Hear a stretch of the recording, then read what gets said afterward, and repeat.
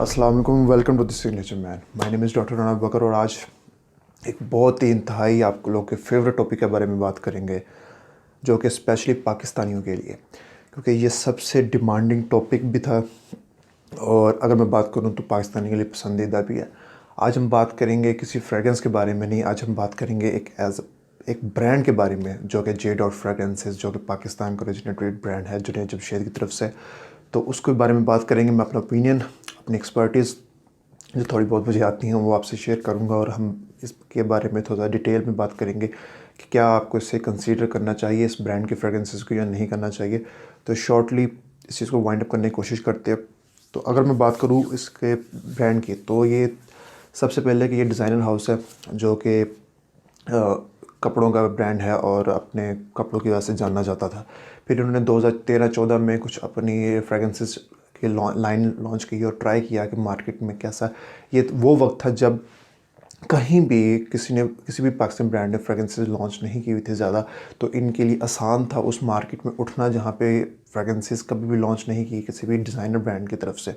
तो इन्होंने एक अच्छा काम किया, एक डिसेंट डिसेंट बॉटल, एक अच्छी पैकेजिंग के साथ, अच्छे सेंट प्रोफाइल के साथ ये मार्केट में आए और इन्होंने अपना आप मनवाया उस दौर में।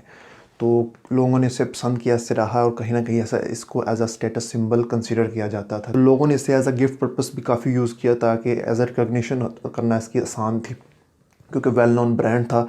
उसकी तरफ से कोई भी चीज़ आती है तो किसी को भी बताने में, देने में एक आपको पता कि हेजिटेशन फील नहीं होती। अब जबकि आप यूएई की किसी भी ब्रांड जो लताफ़ है वो तो अब आके उनकी ज़्यादा हाइप बननी शुरू हुई, क्योंकि क्लोन की वजह से। अदरवाइज़ आप किसी को अगर कोई चीज़ गिफ्ट कर रहे हैं तो उसे नहीं पता कि उसकी मालियत क्या है, लेकिन अगर वो जे डॉट या किसी भी ब्रांड की तरफ से आ रहा है तो वो कहीं ना कहीं अगर उन्होंने यूज़ किया तो वो जानते हैं कि ये एक एज अ स्टेटस सिंबल भी कंसीडर किया जाता था। लेकिन अगर मैं बात करूँ कि तो वो दौर था कि इन्होंने काफ़ी इस मार्केट को कैप्चर किया और अपना एक नाम बनाया, और कहीं ना कहीं इनकी कुछ अच्छी फ्रेगरेंस भी थी। मैं उनमें से एक था जिन्होंने इनकी फ्रेगरेंसेस ट्राई की, पसंद की। Bottle packaging, Saint profile, lasting के इनके थोड़े बहुत इश्यूज़ थे कुछ फ्रेगरेंसेस में, लेकिन फिर भी डिसेंट इनका स्टार्ट था। फिर उन्होंने आहिस्ता आहिस्ता क्या किया कि जैसे जैसे वक्त बढ़ता गया इनकी थोड़ी सी मकबूलियत बढ़ी, इसके साथ लोगों कंपटीशन आने लगा। बाकी ब्रांड्स, उन्होंने जब आवाम का रिस्पांस देखा तो उन्होंने भी कुछ ना कुछ अपनी फ्रेगरेंसेस, अपनी लाइंस लॉन्च करना शुरू की। ये वो दौर था जब जे डॉट अपनी पीक पे था, लेकिन जे डॉट की पीक कॉम्प्रोमाइज़ तब हुई फ्रेगरेंसेस को लेके जब इन्होंने लास्टिंग के अपने जो नए बैचेस थे उनमें इशू क्रिएट किया, क्योंकि ये कहीं ना कहीं अब यूएई से फ्रेगरेंसेस बनती हैं। आई डोंट नो इनका क्या मसला है। इन्होंने अपने जो जूस की क्वालिटी उसको भी डाउन किया, उसमें जो उसकी लास्टिंग थे वो इश्यूज़ आना शुरू हो गए, जबकि इनकी होते होते आम बंदे के लिए तो ये समझना मुश्किल है कि ये एक फ्रेगरेंसेस ब्रांड किस तरह का है, इसकी लास्टिंग। लेकिन जो फ्रेगरेंसेस को समझते हैं वो इसको ज़्यादा सराहते नहीं। उसके पीछे सिर्फ दो वजूहत है, एक इनकी लास्टिंग इश्यूज़ और एक इनकी अनसर्टेनिटी बैचेस में। इनको बैचेस में ये कंसिस्टेंट नहीं है, तो उन चीज़ों की वजह से इन्होंने कहीं ना कहीं अपनी क्वालिटी को कॉम्प्रोमाइज़ किया, अपने नाम को गिराया। लेकिन ये कुछ रिसेंट टाइम से, कोई 6-7 मंथ से फिर उठ रहे, रिवाइव हो रहे हैं। इनकी कुछ फ्रेगरेंसेस बहुत अच्छी हैं, जैसे जनान अब ऊद आई है, अब ओम्ब्रे नमाज का जो क्लोन उसे कहा जाता है। मुझे एज अ क्लोन की मैं बात ना करूं, एज अ फ्रेगरेंस बात करूं तो बहुत ही हाई क्वालिटी फ्रेगरेंस है और एक डिज़ायरेबल ऊद है। किसी ने स्टार्ट लेना हो तो वो सबसे सूटेबल ऊद है, और मुझे लगता है कहीं ना कहीं अपने प्राइस को कहीं ना कहीं जस्टिफाई करती है 7,100 के प्राइस टैग को। लेकिन इन्होंने अब काम करना शुरू किया, जबकि जो रिसेंट इनके 4 to 5 ईयर्स थे उसमें जो मेरा एक्सपीरियंस रहा है वो कुछ खास नहीं रहा। मैंने जनान ऊद ली, मैंने जनान गोल्ड लिया, मुझे जनान गोल्ड ने इतना वर्स्ट एक्सपीरियंस कराया कि दोबारा लेने की हिम्मत नहीं पड़ी इनकी कोई भी फ्रेगरेंस को। तो इस बात को समझे, अगर तो आप इस फ्रेगरेंस को लाइक करते हैं as a status in Pakistan में रहते हुए कि भाई मैंने सिर्फ जे डॉट की फ्रेगरेंस अगर गिफ्ट करनी है, यूज़ करनी है, देन इट्स ओके। अदरवाइज़ अगर मैं वैल्यू फॉर मनी की बात करूँ तो आज की मार्केट में यूएई कहीं इनसे ऊपर है। लताफ़ा, अफनान तो किलर है ना हर चीज़ में, क्योंकि वो पैकेजिंग क्वालिटी हर चीज़ में बहुत ऊपर है, सुपीरियर माना जाता है मेरे नज़दीक, वो सबसे सुपीरियर है। तो अगर आप वैल्यू फॉर मनी की बात करें तो मुझे लगता नहीं है। अगर आप इसके लास्टिंग की बात करें तो मुझे नहीं लगता कि कुछ बैचेस की अच्छी है, कुछ बैचेस की बुरी है। कुछ फ्रेगरेंसेस की अच्छी है, कुछ फ्रेगरेंसेस की बुरी है। ये मिक्स एंड मैच ब्रांड है, ये कुछ भी इसके कंसिस्टेंट नहीं है। बस आप इस बात का ख्याल रखें, इसमें कंसिस्टेंसी का इशू है सबसे बड़ा।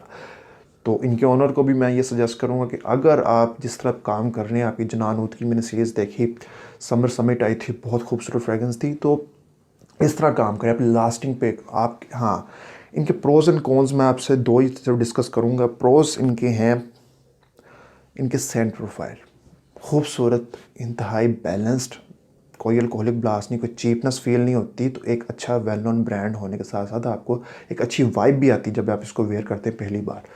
लेकिन अगर मैं बात करूँ इसकी लास्टिंग और प्रोजेक्शन में, तो कहीं ना कहीं इनके कुछ बैचेस वहाँ पे कमज़ोर हैं, मोस्टली कमज़ोर हैं, कुछ अच्छे हैं। तो अभी इसको कैटेगराइज करूँ तो देखिए, आप इसको कंसीडर तभी करिएगा अगर आपको आपने इसकी लास्टिंग चेक की, स्टोर पे गए, इसकी विज़िट किया, इसकी लास्टिंग देखी, देन आप इसे ही कंसीडर करिएगा। तो इसे अगर हम कंक्लूड करें तो मैं आपको ये कहूँगा कि आप इसे ज़रूर बाय करें, लेकिन उसकी बाइंग गाइड ये है कि आप पहले जाएँ स्टोर पे, एक्सपीरियंस करें, करने के बाद देखें इसको, अपनी लास्टिंग चेक करें, आप इसका सेंट प्रोफाइल चेक करें, क्योंकि इनकी अनसर्टेनिटी, अनकंसिस्टेंसी बहुत है फ्रेगरेंस के मामले में। कुछ बैचेस अच्छे हैं, कुछ फ्रेगरेंसेस अच्छी हैं, कुछ बैचेस बुरे हैं, कुछ फ्रेगरेंसेस बुरे हैं।